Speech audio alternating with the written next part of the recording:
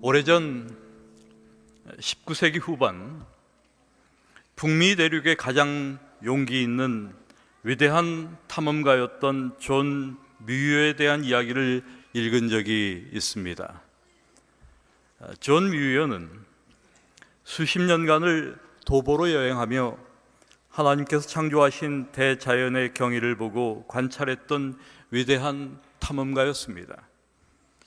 그는 캘리포니아 시에라 사막에서 알래스카 빙하지대에 이르기까지 광대한 지역을 다니며 관찰하고 경험한 것들을 글로써 보고하면서 위대한 하나님을 찬양했습니다. 그는 무엇을 새로 발견하면 아이 같은 기쁨과 진지한 경외심으로 거기에 몰입했던 사람이었습니다. 1874년 어느 여름 그는 자신의 친구의 한 오두막을 찾게 됩니다. 이 오두막은 시에라 산맥에서 발원하는 유바강의 한 지류 계곡에 아늑하게 자리 잡고 있었습니다. 뮤어는 한동안 이 오두막에서 친구와 함께 지내면서 그것을 근거지로 거친 대자연을 탐험했습니다. 그리고 자연을 탐험하고 돌아와서는 언제나 따뜻한 차 한 잔을 마시는 것이 그의 일상이었습니다. 그런데 이 오두막에서 지내던 12월의 어느 날 그곳에 태평양으로부터 폭풍이 들이닥쳤습니다. 굉장한 폭풍이었습니다. 튼튼한 나무들을 풀잎처럼 눕힐 정도의 대단한 폭풍이었습니다. 그러나 그 오두막은 그런 험악한 폭풍 같은 기후를 대비해 아주 튼튼하게 지은 집이었습니다. 사실 맹렬한 날씨로부터 안전하고 평온하게 보호받는 일, 얼마나 좋은 일입니까? 세찬 비바람에도 끄떡없는 집에서 차나 마시며 밖을 내다본다면 괜찮지 않습니까? 안온함을 느끼고 편안함을 느낍니다. 그래서 우리는 뮤어와 그 집 주인이 이 든든하게 지은 그 오두막에서 활활 타오르는 벽난로 앞에 느긋이 앉아 밖을 내다보는 장면을 상상할지도 모릅니다. 아니면 뮤어는 깊은 사색에 잠겨 자신이 지나온 대자연의 탐험 여정을 글로 옮기고 있지 않을까 상상할지 모릅니다. 그러나 여러분, 이것은 우리의 빈약한 상상력에 불과합니다. 뮤어는 이 오두막의 안온함 따위에는 관심이 없었습니다. 그는 전혀 고민하지 않고 일어나 문을 박차고 나가 폭풍 속으로 걸어 들어갔습니다. 그리고 산마루에 올라 광풍의 변화무쌍한 소리와 색깔을 이왕이면 더 극적으로 맛보게 해줄 그런 나무를 찾았습니다. 그는 마침내 거대한 미송나무를 발견합니다. 그는 주저하지 않고 그 나무에 올라갑니다. 그리고는 나무 꼭대기 근처까지 올라가서 필사적으로 나무를 붙들어 안은 채 온몸으로 폭풍을 견디어냅니다. 여러분, 뮤어는 도대체 무엇 때문에 그 같은 무모하게 보이는 일을 시도했을까요? 도대체 무엇을 바라고 그 위태로운 천공에 올라 칼날 같은 바람에 자신의 온 몸을 내맡겼을까? 그는 그 날씨를 하나님의 숨결이라고 생각했습니다. 그래서 그는 하나님의 숨결이 담긴 위대한 날씨를 맛보고자 했습니다. 신께서 내뿜는 그 원시적 생명력과 압도적인 에너지를 온몸으로 체험하고자 한 것이었습니다. 여러분, 이것은 정말 평범하지 않은 비범한 탁월한 태도가 아닙니까? 사실 저 같으면 그런 모험을 감행하기보다는 그저 안온한 오두막에서 편안함을 즐길 것 같습니다. 저는 이 이야기를 읽으면서 이것이야말로 기독교 영성을 상징하는 하나의 표상이라는 생각이 들었습니다. 그리고 이 이야기는 빈번히 위대한 창조주이신 하나님을 근본적으로 대면하기보다는 종교적 일상의 편안함으로 숨어 들어가려는 제 자신을 견책하는 중요한 표상이 되었습니다. 그리고 이런 기회가 있으면 저도 한번 해보고 싶었습니다. 오래전 연변에 갔다가 백두산에 갈 기회가 있었어요. 그래서 큰 기대를 안고 백두산을 향하여 갔습니다. 그곳에 가니까 백두산이라고 하지 않고 장백산이라고 그렇게 말하더라고요.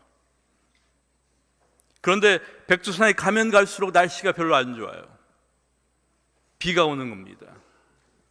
그러나 우리를 안내하는 사람은 백두산 날씨는 변화무쌍해서 저 꼭대기에 올라가면 날씨가 다를지 모른다. 그래서 천지를 볼 수도 있다. 이런 이야기를 해서 마음의 희망을 안고 올라갔습니다. 그러나 천지에 올랐을 때 그 날씨는 너무나 사나웠습니다. 맹렬한 바람이 불었습니다. 문득 뮤어 이야기가 생각났습니다. 나도 저 원시적 바람을 한번 경험해 봐야 되겠다. 그리고 밖으로 나갔습니다. 너무나 험한 날씨였습니다. 천지라고 쓰여져 있는 그 표지석을 분간할 수 없을 정도의 앞이 보이지 않을 만큼 구름이 꽉 찬, 그러나 무서운 바람이 부는 그러한 날씨였습니다. 사람들이 별로 나가지 않더라고요. 그런데 한번 나가봤어요. 그리고 그날 백두산이 내뿜는 그 천지의 강렬한 바람을 맞아 보았습니다. 몸을 가눌 수 없을 정도의 바람이었습니다. 그날 천지를 보지 못했지만은 조금도 아쉽지 않았습니다. 천지를 보는 대신 하나님의 숨결을 느낀 것 같았습니다. 사실 우리는 모두 죄 많은 이 세상은 내 집 아니네, 이런 찬미를 부르며 세상에 있으나 세상에 속하지 않은 사람이라고 생각하며 살아갑니다. 그러나 우리는 세상살이에 연연합니다. 언제나 이 땅에서 더 잘 살 길을 모색하며 우리 자신의 노후를 염려하며 연금을 계산하며 세상을 살아갑니다. 우리는 은혜를 말하고 사랑을 외치지만 많은 규칙들을 만들어 놓고 율법주의가 아니라면서 율법주의적 삶을 살며 그 속에서 일종의 편안함을 누리며 살아갑니다. 우리는 훌륭한 교리를 가지고 있고 참된 진리를 소유했다고 생각합니다. 또한 하나님의 남은 백성이라는 의식 속에서 큰 신앙적 자부심을 가지고 살아갑니다. 그러나 우리의 삶 속에서 그 진리는 빛을 내지 못합니다. 우리에게는 남은 백성다움의 고결함도 진리 교회다운 정직함도 없습니다. 안식일 아침이면 우리는 잘 차려입고 교회에 옵니다. 그리고 서로 아무 유감 없는 듯 너무나 친절하게 웃으며 반기며 인사를 나누며 살아갑니다. 그러나 우리는 이런 삶 뒤에서 벌어지는 숨어있는 우리 영혼의 비열함과 그 부끄러운 삶의 모습을 알고 있습니다. 그래서 우리의 심령이 아픈 겁니다. 또한 우리는 이런 아픈 삶 속에서도 영성의 존재를 알고 있고 그것에 있고 없음도 알고 있습니다. 그리고 우리는 영성 있음으로 우리 자신이 충만해짐을 느끼고 영성 없음으로 우리 자신이 메말라감을 느낍니다. 그래서 우리는 생명에 대한 더 풍성한 생명에 목마르고 배고픈 것입니다. 여러분, 어떻게 우리는 하나님을 대면하는 삶을 살 수 있을까? 어떻게 우리는 존 뮤어를 따라 산마루 미송나무 꼭대기에 올라가 위대한 날씨 앞에 나를 완전히 드러내놓고 그 원시적인 하나님의 숨결을 느낄 수 있을까? 진정 하나님의 위대하심을 체험하는 삶이란 무엇일까? 영적인 삶이란 무엇일까? 어떻게 우리는 이 시대를 깊은 영성으로 살아가며 다시 오실 주님을 맞이할 수 있을까? 이런 질문들을 던지면서 오늘 저는 사도 베드로의 말씀을 함께 생각하고자 하는 것입니다. 베드로전서 4장 7절과 8절의 말씀입니다.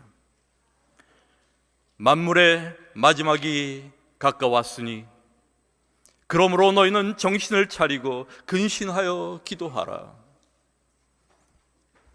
무엇보다도 열심으로 사랑할지니 사랑은 허다한 죄를 덮느니라.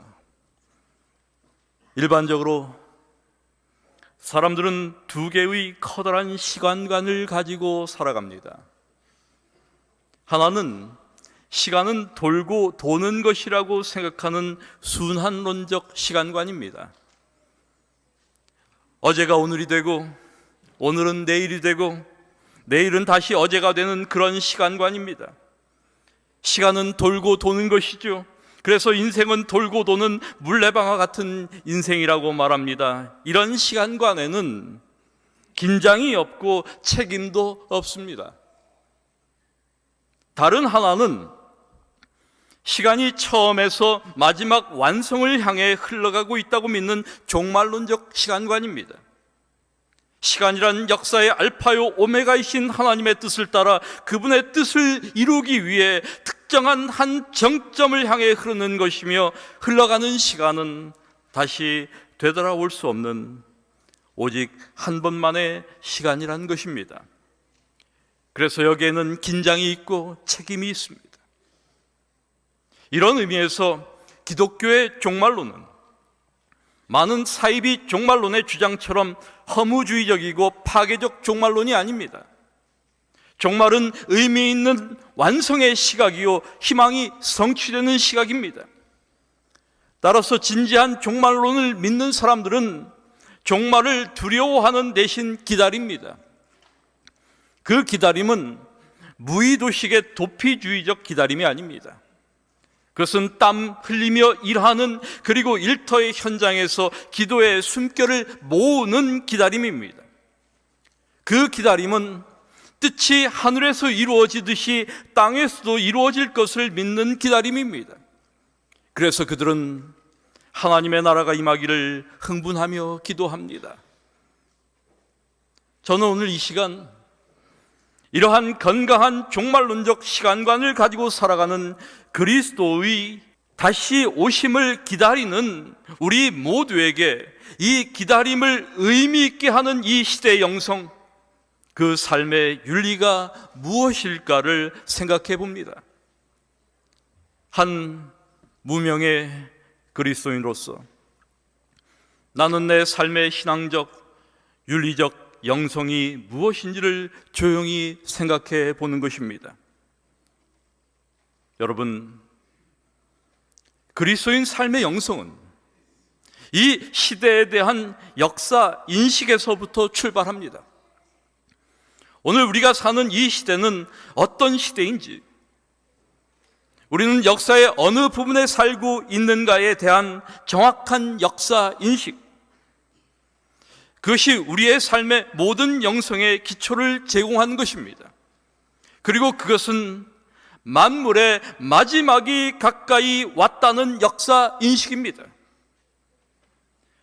우리는 진정 이 의식을 새롭게 해야 합니다.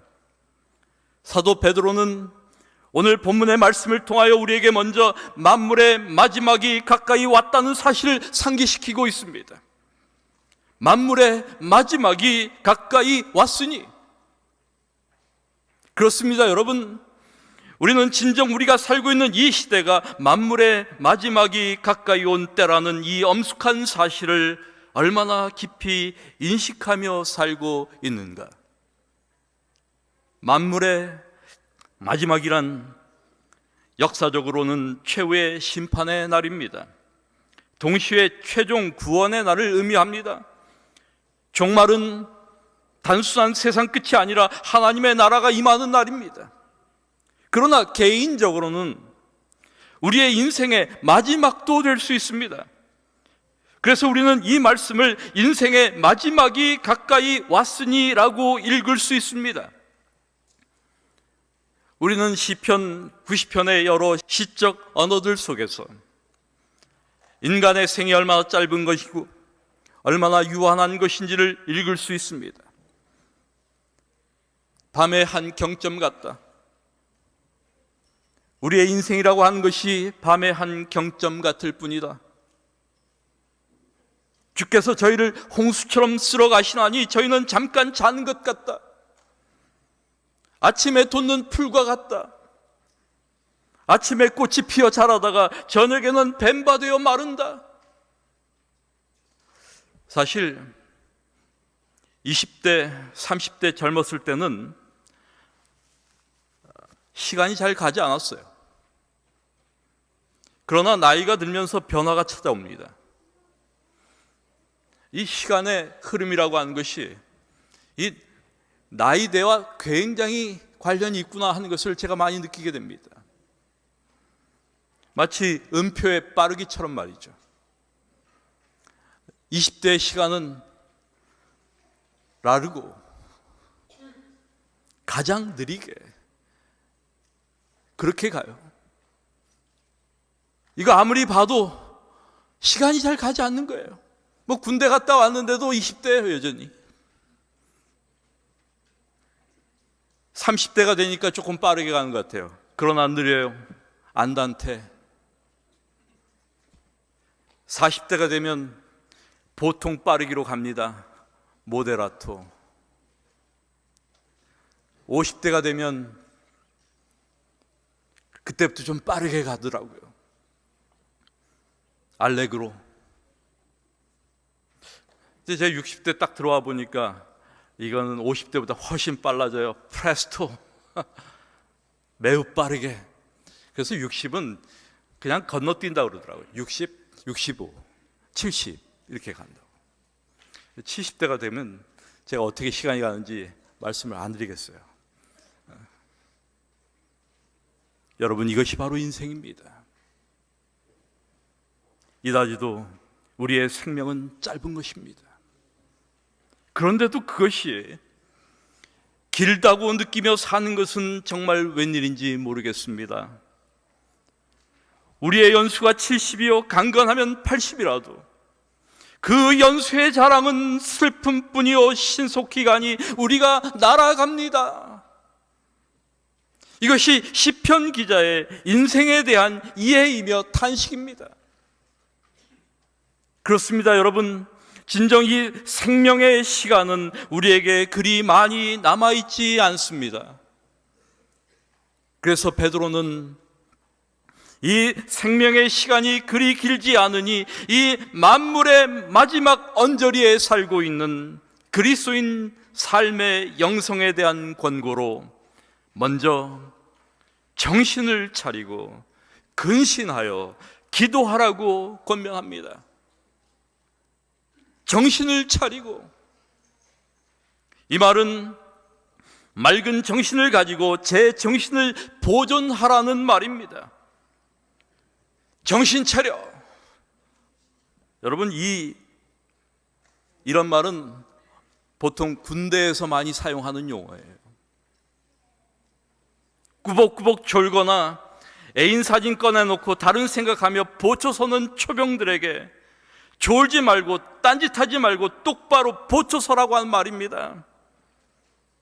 이것이 세상 끝에 살고 있는 그리스도인들을 향한 베드로의 첫 말씀입니다. 정신을 차리고 인생의 궁극적 목적과 현실에 대하여 그동안 아무 생각하지 않고 살아왔지만 이제야말로 우리의 영원한 운명에 대하여 생각해야 할 시간이라는 말입니다. 그동안은 우왕좌왕하며 어영부영 살아왔는지 모르지만 이제는 뚜렷한 목표를 가지고 영혼을 위하여 준비하도록 정신을 집중하라는 말입니다. 또한 근신하라라는 말은 술에서 깬다는 의미를 가지고 있습니다. 정신이 몽롱한 상태에서 얼음얼음 세월이 흘러갔습니다. 그동안 세상적인 쾌락과 욕망에 사로잡혀 살았습니다. 곧 썩어질 육체를 위하여 너무 많이 고민하고 너무 많이 투자했습니다. 그러나 이제 베드로는 우리를 향하여 끌려가는 상태에서 정신을 차리고 근신하라, 육의 생활을 멈추고 영의 생활을 살라고 권면한 겁니다. 그리고 정신을 차리고 근신했으니 이제 기도하라는 것입니다. 다시 말해서 기도하기 위하여 정신 차리고 근신하라는 뜻입니다. 그렇습니다. 여러분, 기도야말로 우리가 이 땅에서 할 수 있는 유일한 하나님과의 만남이요 교제입니다. 기도야말로 하나님을 대면하는 경험이며 우리의 영성의 기초입니다. 하나님께서 내뿜는 그 원시적 생명력과 압도적인 에너지를 체험하는 이 땅에서의 유일한 경험이 기도입니다. 어느 마을에 나무찜으로 근근히 살아가는 나이 많은 할아버지가 있었습니다. 그런데 이 할아버지 믿음이 어찌나 좋은지 혼자 살면서도 늘 신앙생활에 힘쓰며 입에서는 찬송이 떠난 날이 없었습니다. 산에 가서 나무를 해가지고 내려올 때에는 언제나 교회 앞에 나무찜을 세워놓고 성전에 들어가 1시간이고 2시간이고 기도를 드린 뒤에 기쁜 얼굴로 나오곤 했습니다. 날마다 이 모습을 지켜보던 목사님이 그 할아버지한테 하루는 물었어요. 할아버지는 무슨 소원이 그렇게 많아서 늘 기도를 하십니까? 할아버지가 대답합니다. 아닙니다. 저는 특별히 무엇을 달라고 기도하는 것이 아닙니다. 그다지 필요한 것도 없습니다. 저는 다만 이 성전에 나와서 하나님 얼굴을 바라볼 뿐입니다. 그러면 하나님께서도 저를 내려다보십니다. 이렇게 하나님과 마주보는 것만이 저의 유일한 행복입니다. 이제 시간이 얼마 남지 않았으니까요. 이제 시간이 얼마 남지 않았으니까요. 여러분, 이제 시간이 얼마 남지 않았습니다.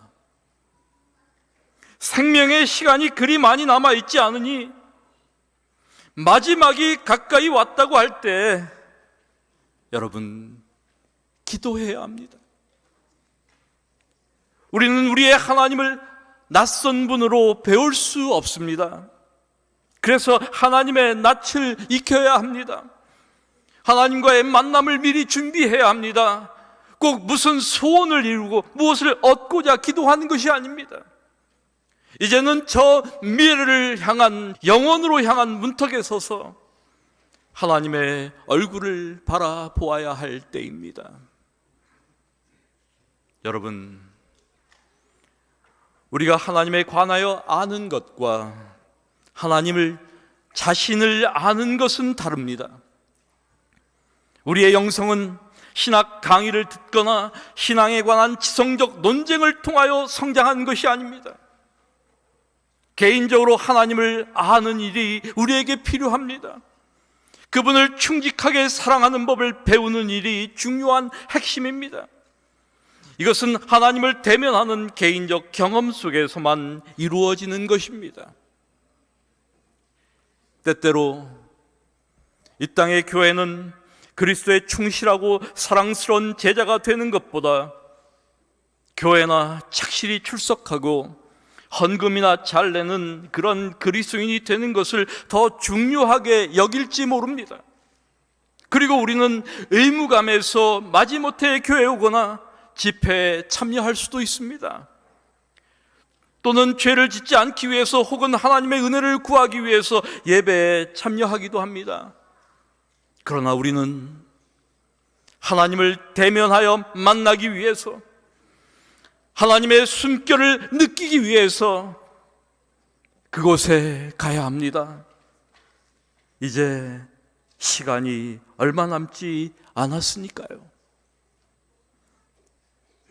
다음에 베드로는 열심으로 사랑할지니라고 말합니다. 마지막이 가까이 왔을 때 우리의 사랑을 진단해 보라는 것입니다. 그리고 사랑은 먼저 열심이란 측면에서 진단해 보아야 합니다. 열심 있는 사랑은 적극적이고 절대적인 사랑입니다. 그것은 기다리는 사랑이 아니요 찾아가는 사랑입니다. 받고서 응답하는 사랑이 아니라 내가 먼저 기회를 만드는 사랑입니다. 좋아하는 사람만 사랑하는 것도 아닙니다. 원수까지도 사랑하는 겁니다. 그것은 용서할 수 없는 사람을 용서하는 것이며 사랑할 수 없는 사람을 사랑하는 것입니다. 어쩌면 이것은 원수까지도 사랑해야 하는 모든 그리스도인에게 있어서 최고의 도전이며 반드시 넘어야 할 산일지 모릅니다. 그렇습니다. 사랑은 그리스도인의 이상이 아니라 우리가 반드시 실천해야 할 명제입니다. 더 받고자 하는 마음으로 사랑하는 것이 아닙니다. 우리가 그리스도의 사랑의 빚을 지고 있으니 이제 그것을 갚아 나간다 하는 마음으로 하는 것입니다.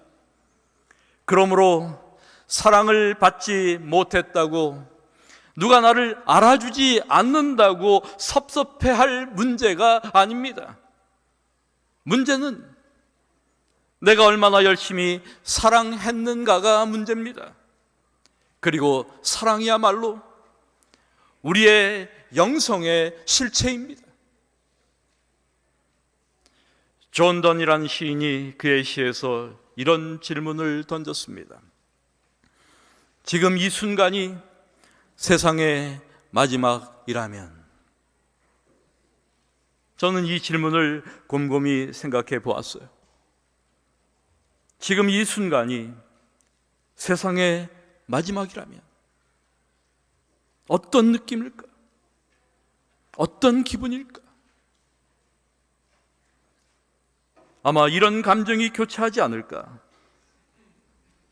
경건한 두려움, 놀람, 당혹감, 긴장감, 불안감, 초조함,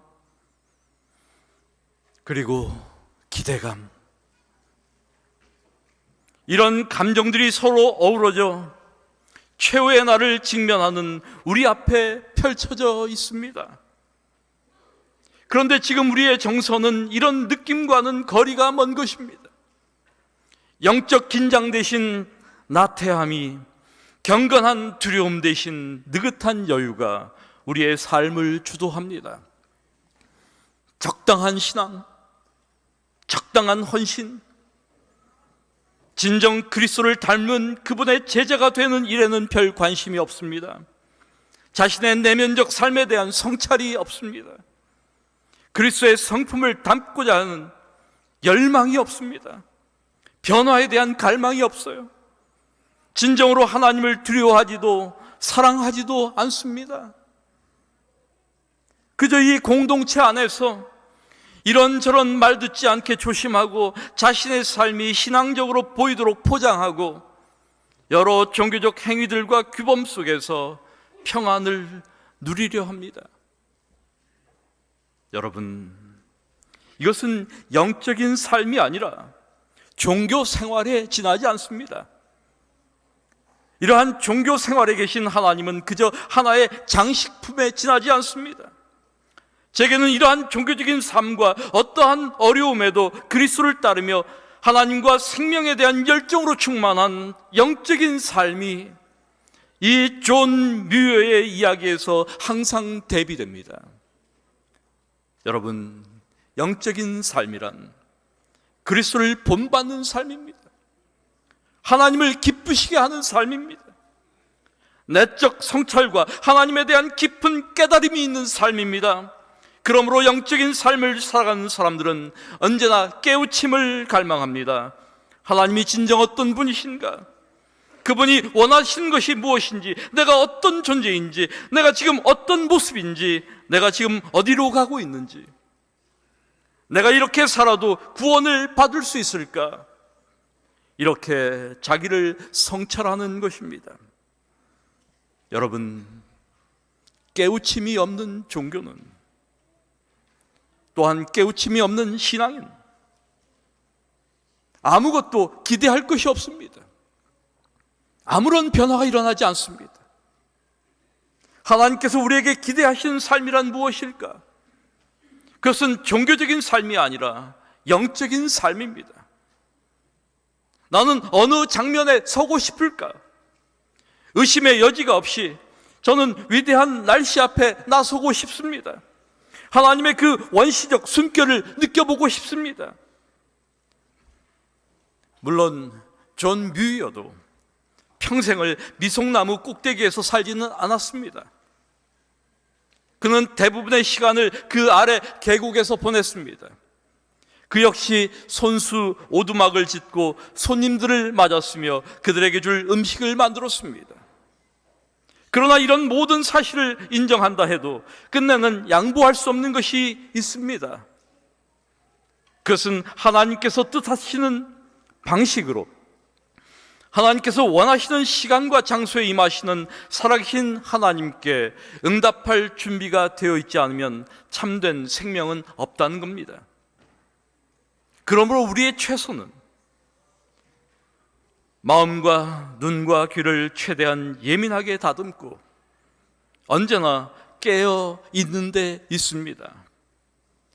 바람이 불어올 때 우리가 거기 있어 그 바람 속으로 들어가느냐 못 들어가느냐, 보리떡 5개와 물고기 2마리로 수천 명을 먹이라는 터무니없는 명령이 내려올 때 우리가 거기에 있어 순종하느냐 못하느냐, 오순절 성령 강림의 약속을 기다리라는 지시가 전해졌을 때 우리가 거기에 있어 기다리느냐 못 기다리느냐, 와서 먹고 마시라 초청하실 때 우리가 거기에 있어 식탁 앞으로 가느냐 못 가느냐 하는 것은 우리가 늘 깨어 있느냐 아니냐에 달린 겁니다. 우리의 인생의 추운 겨울이 오기 전에 사랑하는 여러분, 하늘을 바라보며 사십시다. 하나님과의 깊은 사귐을 가지십시다. 이 시대의 깊은 영성을 위하여 하나님의 숨결이 담긴 위대한 날씨를 맛보십시다. 하나님께서 내뿜는 그 원시적 생명력과 압도적인 에너지를 체험하기를 갈망하십시다. 어떤 시련과 삶의 아픔이 있다고 할지라도 씩씩하게 사십시다. 이것이 주님 오실 때까지 우리가 살아가는 방법입니다.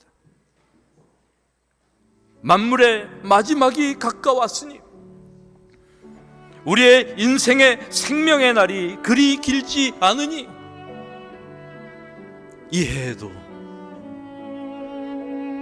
우리 정신을 차리고 근신하여 기도하십시다. 열심을 내어 사랑하십시다. 이제 주님을 만나야 되지 않겠습니까? 말씀을 마칩니다.